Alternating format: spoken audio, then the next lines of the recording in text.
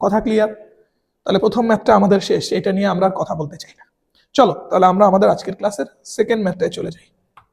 এটাও খুবই ইম্পর্টেন্ট একটা ম্যাথ, এটাও প্রত্যেকটা স্যারের বইয়ে আছে। সো এই ম্যাথটা শুরুর আগেও তোমাকে আমি এবার একটু আরেকটা জিনিস শেখায় আসতে চাই, সেটা হলো সমান্তর প্রগমন জিনিসটা কি। আচ্ছা আমি একটু লিখি, বলো তো। 1 2 3 4 5 এন্ড সো অন, এগুলোকে কি সমান্তর প্রগমন বলা হয় না? এক্স্যাক্টলি, এগুলোকে সমান্তর প্রগমন বলা হয়। কেন বলা হয়, তার কন্ডিশনটা কি? এই কন্ডিশনটাকে আমরা এবার একটু দুই ভাবে বলতে চাই। কন্ডিশন ওয়ান, আমি তখনই সমান্তর প্রগমন বলতে পারবো যদি তাদের সাধারণ অন্তরগুলো সেম হয়, টি সেম হয়। ডি সেম মানে কি? Difference same. ডি সেম মানে কি? Difference same. কি ডিফারেন্স দেখো, 2 থেকে 1 বিয়োগ করলে যা পাওয়া যাবে 3 থেকে 2 বিয়োগ করলে তাই পাওয়া যায়, 4 থেকে 3 বিয়োগ করলে তাই পাওয়া যায়, 5 থেকে 4 বিয়োগ করলে তাই পাওয়া যায়, রাইট? 2 থেকে 1 গেলে 1, 3 থেকে 2 গেল 1, 4 থেকে 3 গেল 1, 5 থেকে 4 গেল 1। দ্যাট মিন্স এদের যে সাধারণ অন্তর বা কমন ডিফারেন্স গুলা, এই কমন ডিফারেন্স গুলা সেম, ডি সেম। আরো ক্লিয়ার করে দেখ, কমন ডিফারেন্স মানে c d same. Common difference c d same, common difference গুলো সেম। এবার আসো আরেকটা কন্ডিশন সম্পর্কে তোমরা এখানে জানো কিনা। আরেকটা কন্ডিশন এখানে অ্যাপ্লাই করা যায়, সেটা কি একটু বলেন তো ভাইয়া? ওকে বলছি। তখনই আমি এটাকে সমান্তর প্রগমন বলতে পারবো যদি যে কোনো তিনটার প্রথমটা এবং শেষটার গড় মাঝখানেরটার সমান হয়। সো যে কোনো তিনটার first plus third divided by 2 is equal to সেকেন্ডটা পাওয়া যায়। দেখো তো পাওয়া যায় কিনা। 1 আর 3 এর গড় করো তো, 3 আর 1 4, তাকে 2 দ্বারা ভাগ করলে 2, মাঝখানেরটা পাওয়া গেছে। বুঝতে পারলে? আবার তুমি বললে যে না আমি এই তিনটা নিয়ে হিসাব করব, ওকে। 3 আর 5 এর গড় করো তো, 5 আর 3 8, তাকে 2 দ্বারা ভাগ করলে কত? 4, মাঝেরটা পাওয়া গেছে। তাহলে আমরা সমান্তর প্রগমন দুই ভাবে বলতে পারি। নাম্বার 1, যদি পাশাপাশি দুইজনের সাধারণ অন্তর বা কমন ডিফারেন্স অলওয়েজ সেম হয়, কিংবা যে কোনো তিনটা হিসাব করলে ফার্স্টেরটা এবং থার্ডেরটার গড় মাঝখানেরটা, দ্যাট মিন্স সেকেন্ডেরটার সমান। ফার্স্টেরটা এবং থার্ডেরটার গড় মাঝখানেরটা, দ্যাট মিন্স সেকেন্ডেরটার সমান হয়, তখন আমরা বলতে পারবো এরা সমান্তর প্রগমনে আছে। সো সমান্তর প্রগমনের এই কনসেপ্ট যদি ভাইয়া তোমার বোঝা হয়, চলো তাহলে আমরা এবার প্রবলেম সলভ করি।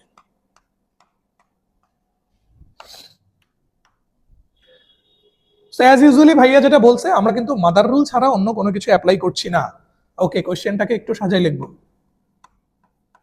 cos a minus b into cos a। Right সাইডে আমরা এটাকে এভাবে লিখতে পারি না, cos, একটু সেকেন্ড ব্র্যাকেট দিলাম, a plus b minus c। a আর b কে একসাথে নিছি, c টাকে আলাদা রাখছি। ওকে, লেফট সাইডে আসো। লেফট সাইডে যা ছিল তা থাক, এদেরকে আপাতত ডিস্টার্ব না করি, যদি ডিস্টার্ব করতেই হয় পরে করবো নি। রাইট সাইডে যাও।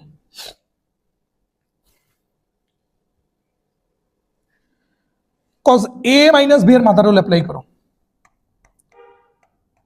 cos a plus b into cos c plus sin a plus b into sin c। cos a minus b এর মাদার রুল কি? cos a cos b plus sin a sin b। so this is a, this is b, cos a cos b plus sin a sin b। Great.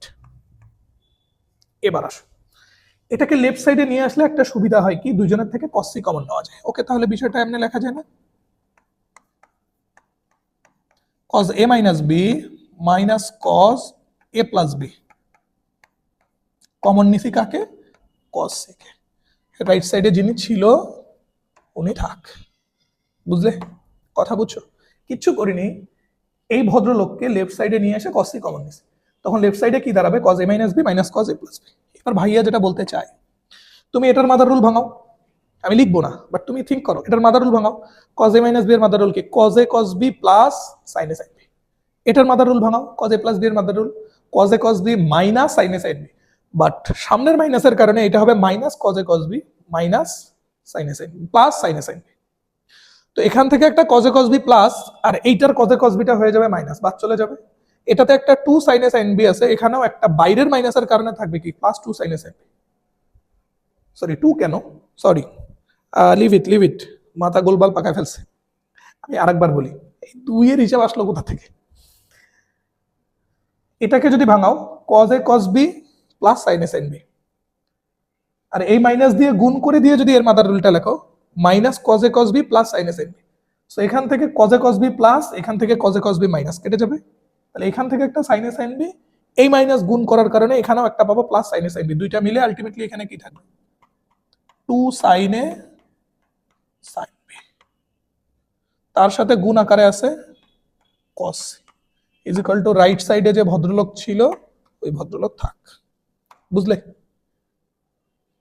এই দুটার mother rule ভাঙাই দিবা, এটার mother rule থেকে এটারে বিয়োগ করবা, দেখবা আসবে 2 sin a sin b, তার সাথে কে গুণ আকারে আছে cos, মাঝখানে যে কথা বলছি ভুলে যা বাপ। এইবার শোন, কাদের সমান সমান্তর প্রগ্রমণ দেখাইতে বলছে রে বেটা? কটে, cot c এবং cot b, সিরিয়ালি বলে দিছে কটে cot c cot b সমান্তর প্রগ্রমণে আছে। মোট কথা কাজ হলো কট নিয়ে, কাজ কি নিয়ে? কট নিয়ে। সো কট মানে কি? cos বাই sin, কট মানে কি? cos বাই sin, অলরেডি একটা cos আছে, এই সাইনটা বাম পাশে নিয়ে এসে যদি ভাগ করে দিই তাহলে কট পাবো না? পাবো। আমরা তাই করব, এই cos c টা রেখে এই sin c টাকে বামে নিয়ে এসে ভাগ করে দিব ডিভাইডেড বাই sin c, তাহলে আর কাজ কি করব? আর কাজ করব রাইট সাইডে sin a প্লাস b টাকে রেখে লেফট সাইডের এই 2 sin a sin b টাকে রাইট সাইডে নিয়ে গিয়ে ভাগ করে দেব। বাহ কি সুন্দর, ঠিক আছে? আর অল্প কাজ আছে, এবার আসো cos c by sin c মানে কি? cot c, লিখে ফেলো cot c is equal to sin a plus b এর মাদার রুল ভাঙায় দাও, sin a cos b plus cos a sin b, sin a plus b এর mother rule ভাঙাই দিছি, ডিভাইডেড বাই নিচে কি আছে 2 sin a sin b।